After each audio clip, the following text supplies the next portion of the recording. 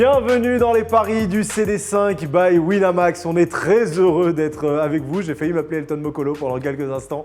On est très heureux d'être avec vous en ce lundi. Il est midi et on est très content d'être là parce que la CAN reprend tout de suite dès ce lundi à 14h. Il y a le match du Sénégal notamment. Ça va être intéressant à voir avec mon ami Elton Mokolo.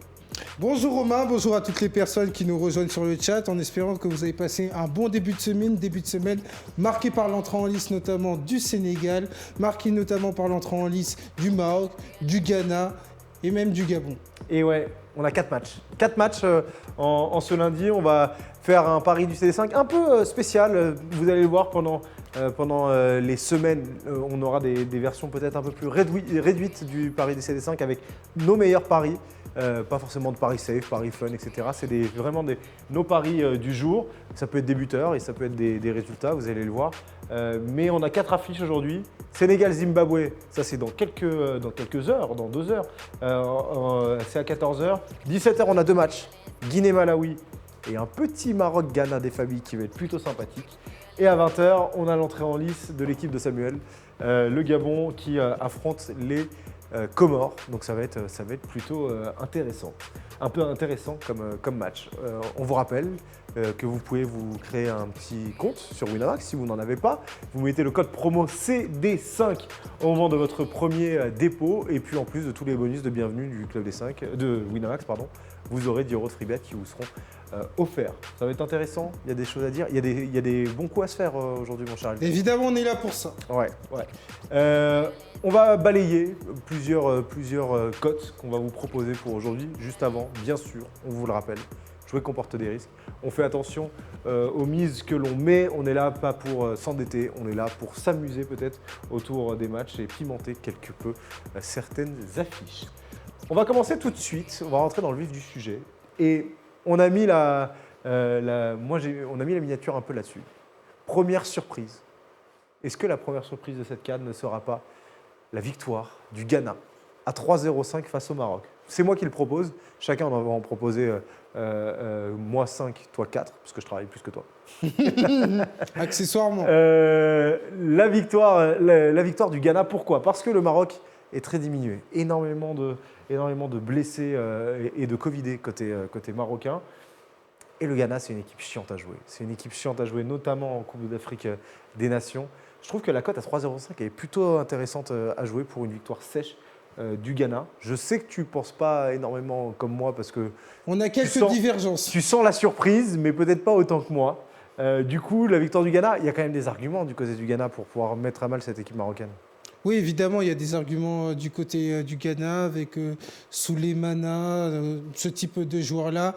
L'inoxydable André Ayew qui est du côté de la sélection ghanéenne depuis 2007-2008. Et donc, par rapport à ça, on a un groupe du Ghana qui est quand même rajeuni. C'est quasiment la moitié de l'effectif qui a été quand même bien changé. Et il y a aussi l'ancien entraîneur, le nouvel entraîneur, mais qui était l'entraîneur du Ghana en 2010 lors de la fabuleuse épopée au Mondial à Rayevac. Et donc, il y a quand même de bonnes choses qui te laissent à penser que le Ghana est en mesure de poser des problèmes au Maroc. Le Ghana à 3,05, ça c'est pour moi, c'est moi qui le propose. Toi, tu vas aller sur le match nul dans ce match-là. C'est ça, le match nul.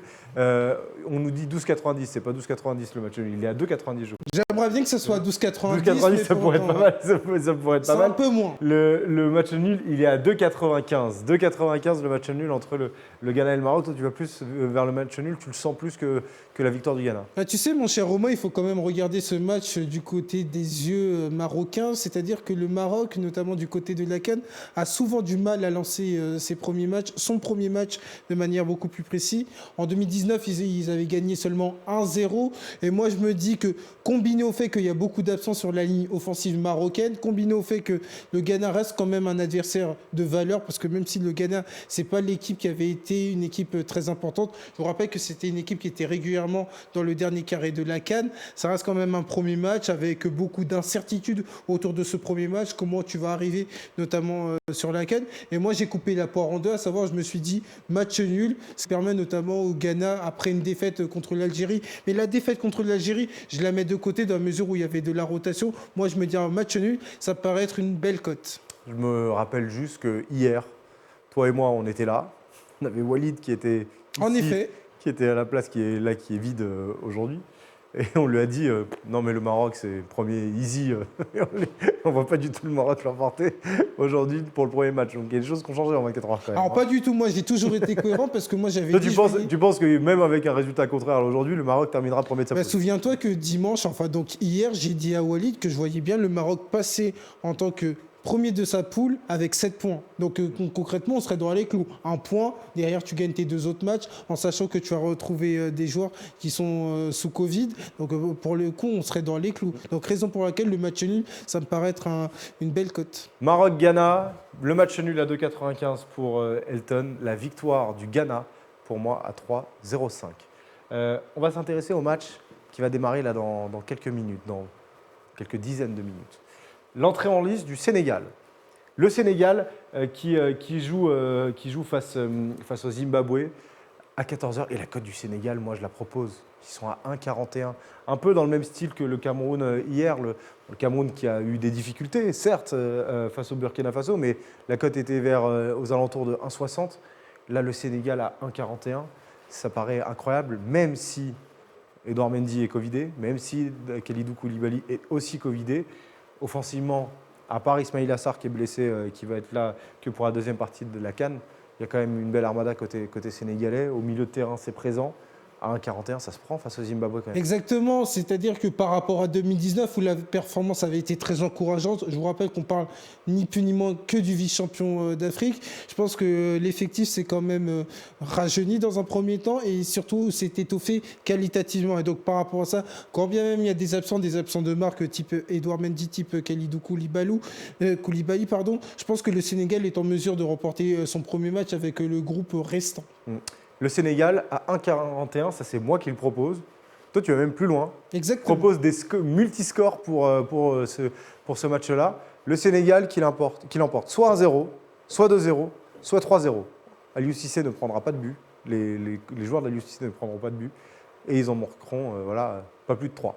Mon cher Romain, ça reste une signature du Sénégal. C'est à 2,15, c'est pas mal. Exactement, à savoir que même si le Sénégal ne séduit pas en termes de jeu, le Sénégal est quasiment imperméable. Je vous rappelle que lors de la dernière CAN, ils ont encaissé seulement 2 buts. Et à chaque fois, c'était contre l'Algérie pour 2 défaites. Ceci étant, moi je me dis que contre le Zimbabwe qui n'aura pas son mythique capitaine Biat qui a pris sa retraite internationale, qui n'a pas non plus Nakamba d'Aston Villa, je pense que le Zimbabwe ne sera pas en mesure de poser des problèmes au Sénégal. Donc moi j'ai voulu me mettre un petit challenge et surtout mettre un petit challenge au Sénégal. Donc victoire dans un premier temps et conserver son invincibilité pour gagner en confiance. Et voilà, s'ils nous écoutent, les joueurs sénégalais là, dans leur préparation de match, s'ils nous écoutent, si vous avez besoin d'un petit challenge, vu que petit challenge, voilà. On est à quelques le challenge minutes Elton du match, Mokolo. je pense que voilà, ils sont proches d'arriver ils arrivent au stade là, je crois qu'ils arrivent au stade. Ouais. Donc ils peuvent regarder une petite vidéo de oui, pourquoi pas. Donc si vous voulez un petit challenge, le challenge Elton Mokolo. Gagner sans prendre de but. Mais gagnez pas trop. Hein. On gagne 1, 2, 3-0 match. Il y a toujours l'aspect match 1. Après, c'est vrai que c'est pas l'équipe la plus spectaculaire qui existe. C'est ça. Sénégal, il y a l'aspect match 1, donc ça peut se décanter vers la deuxième période, par exemple. Mais 1-0, ça me suffit. Moi. Ah oui, ça suffit amplement. 1-0, 2-0, 3-0 pour le Sénégal. Je vous donne un dernier résultat d'équipe. Après, on va passer au buteur, mon cher Elton. Le résultat d'équipe, c'est celui du Gabon. Le Gabon. Ben ouais, je vois le Gabon.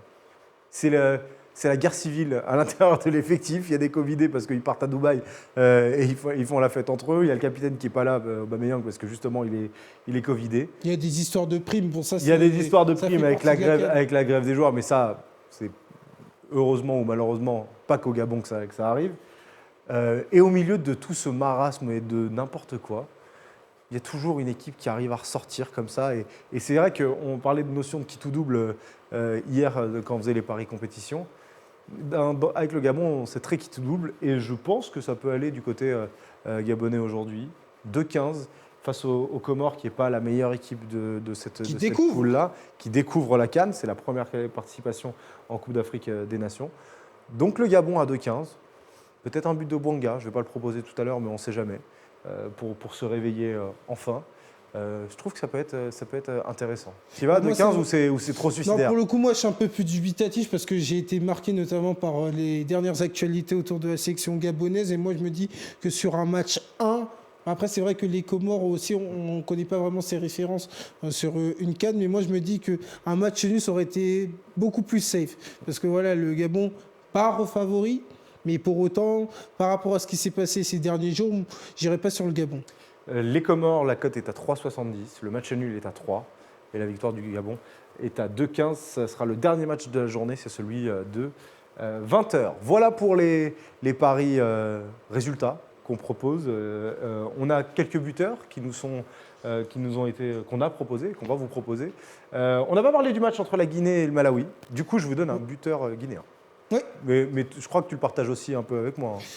La Guinée, sur le papier, part favorite. Ouais. Mais pour autant, on a vu dernière défaite contre le Rwanda, 3-0. On sait que Kaba Diawara est un sélectionneur intérimaire. Est-ce qu'il aura suffisamment d'expérience, notamment pour gérer une CAN? Parce qu'une CAN, c'est quand même un espèce de marathon en lui-même. Donc il y a beaucoup d'incertitudes. On est toujours, encore une fois, sur un match 1. Donc moi, c'est pour ça que j'ai pas mis, par exemple, la Guinée dans un résultat. Mais par contre, même si on n'a pas le résultat, on peut penser que Mohamed Bayo va s'illustrer. Et je vois bien Mohamed Bayo marqué à 2,50 face au Malawi. Je vais vous avouer, je ne connais pas les défenseurs du Malawi, je les connais peu. Je les ai beaucoup vus jouer. On va y découvrir. Mais Mohamed Bayo va vouloir se montrer lors de cette Coupe d'Afrique des Nations. Il a eu une bonne période au début de l'année en Ligue 1. Il va essayer après, ça a été un peu plus compliqué. Il va essayer de véritablement se montrer aux yeux du monde. Coaché personnellement par un attaquant qui était Kaba Diawara. Je vois bien Mohamed Bayo s'illustrer à 2,50. Je trouve que sa cote face à cette équipe du Malawi est plutôt intéressante. Tirer sur Mohamed Bayo, toi pas? Oui, c'est intéressant dans la mesure où tu peux dire adversaire entre guillemets a priori modeste, et donc par rapport à ça, Bayo pourrait se distinguer. Donc c'est pas déconnant de mettre ça, en sachant que c'est quand même quelque chose qu'on verra notamment en ce qui concerne les buteurs. On est sur des cotes qui sont franchement très intéressantes pour un premier match. Ben oui, puisque on est régulièrement au-dessus de 2, quoi. Ben ouais, même si on est une superstar, comme Exactement.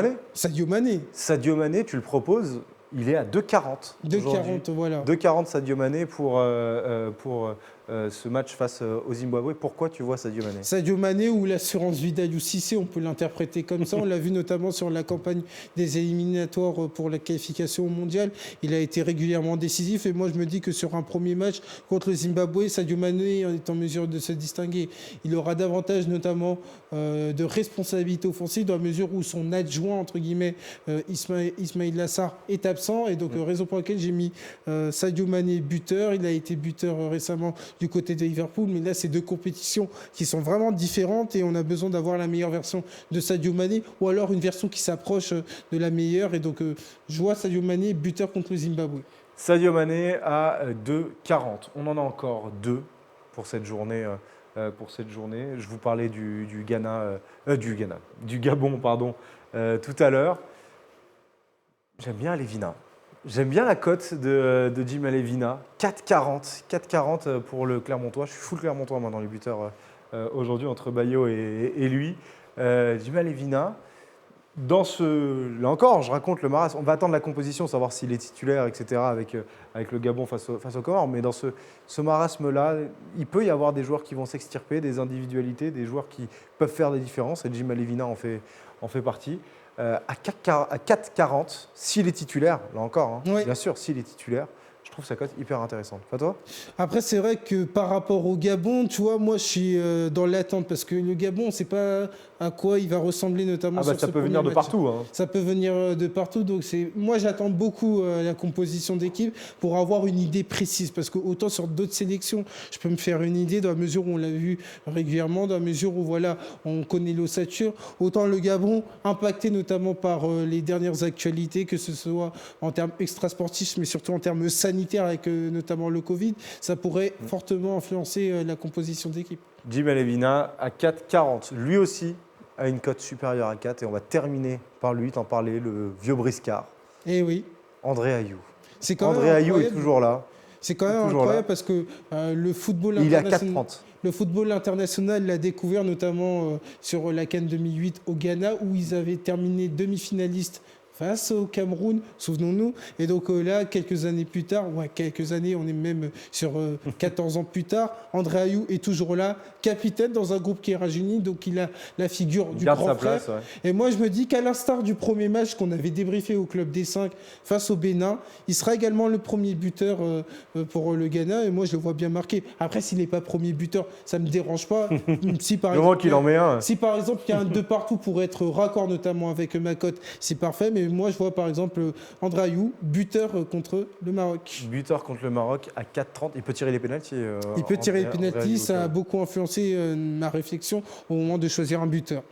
Voilà pour les paris qu'on vous propose. On vous a dit c'est un pari du 5 allégé parce qu'on a écouté aussi vos remarques. Vous voulez aussi avoir parfois juste un condensé de paris pour savoir quoi jouer dans la journée. On vous met ça à midi. Ça sera le cas en semaine la plupart du temps. On vous fera ces petites émissions un peu plus courtes mais où il y a beaucoup de paris qui sont proposés. Et puis les week-ends, on aura les grosses émissions du pari des 5. Bien évidemment. À 3 en plateau avec la déconne, les paris safe, les paris fun, les buteurs comme d'habitude.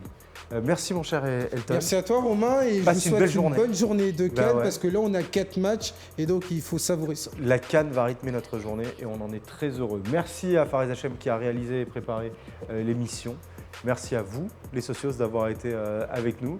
Et on va se donner rendez-vous dès 16h. Dès 16h sur la chaîne du Club des 5. Débrief du match entre le Sénégal et le Zimbabwe. Puis on aura une autre émission dans la soirée pour parler des autres matchs de la journée. Je ne sais pas si on ne fait pas une émission aussi après le Maroc-Ghana. Enfin bref, ça ne s'arrête jamais pour la CAN. Restez actifs sur les réseaux du CD5 pour savoir l'heure à laquelle on part à chaque fois. Bonne journée à vous, bon match et à tout à l'heure dans le Club des 5. Bonne journée.